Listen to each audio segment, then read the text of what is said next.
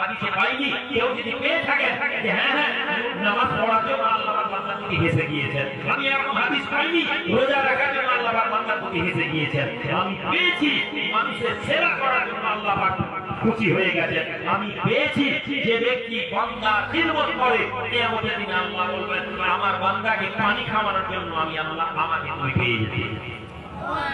বান্দাকে পানি খাওয়ালে আল্লাহকে খাওয়া যাবে, বান্দাকে খাবার খাওয়ালে আল্লাহকে খাওয়া যাবে। নামাজ পড়েছো বান্দা তুমি আমাকে পেয়ে যাবে, এমন হাদিস আমি পাই।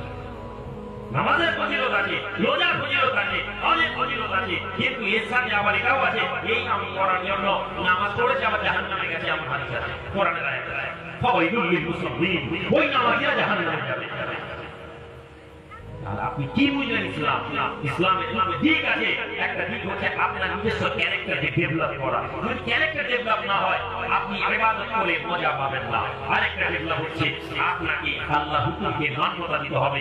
আল্লাহ